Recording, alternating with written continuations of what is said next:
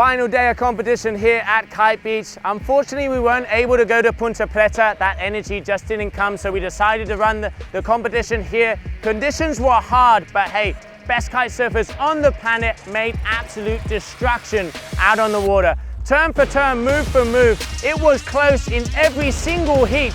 In the first semi-finals of the day, we had Pedro Matos from Brazil versus James Carew. Both of these boys were throwing down from the start, but the power and the maneuverability and the style from the Aussie made him go through to the super final. Yeah, it's super light out there and there's no waves at all. I think it was like 4 waves that whole set, so it's hard. I'm out of path running up the beach. I'm stoked. In the final, good.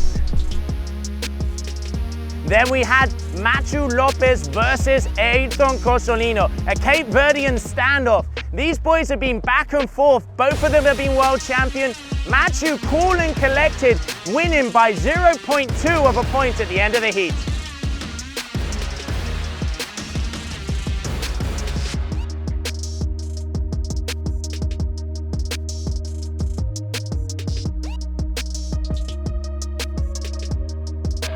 In the small final between Ayrton and Pedro, waves were very hard. Selection was key, like it's been throughout the whole event. Ayrton really putting in the extra moves, grabbing the waves up the top, linking out those turns and just edging past Pedro for third position.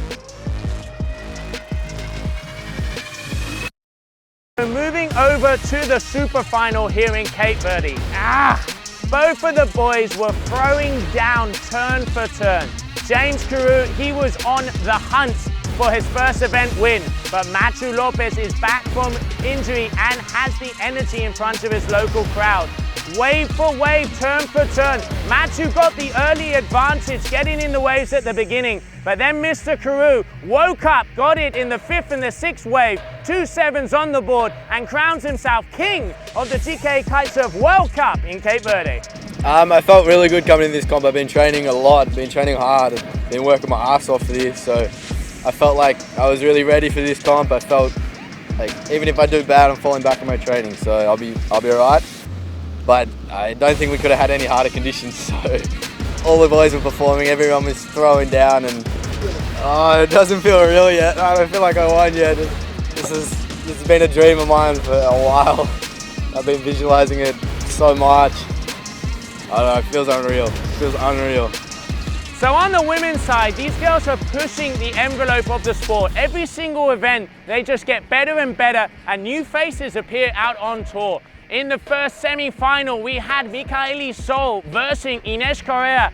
Mika starting to get into the surfing discipline, but the experience and the power from the Portuguese local here in Cape Verde means that she went through to the final. In the second semi-finals, we had our current world champion, Carla Herrera, versus powerhouse Perry Roberts. Wow, are the Aussies here on fire.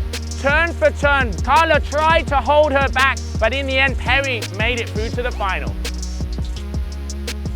In the mini-final of the girls, we had Michaeli Sol versus Carla Herrera.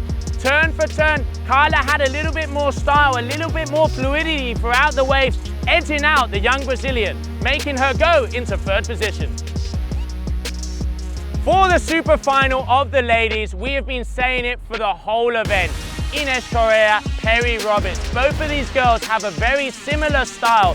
They really power through the turn, huge in gaining bottom turns, hitting the top as hard as possible. But local knowledge and the experience of the peak in these hard conditions mean that Ines Correia is the queen here in Cape Verde.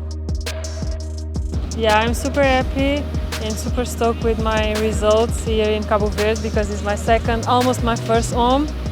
And most of the people who inspire me every day, they live here, they are from here, so it's super special to share with them the first place. What a way to finish the first event of the GKA Kite World Tour here in Cape Verde. It's been different, but it's been amazing. Now it's time for the freestylers, the spin, the handle passes, the flare, the air. We are going to be going over to Lukat in April. Stay tuned.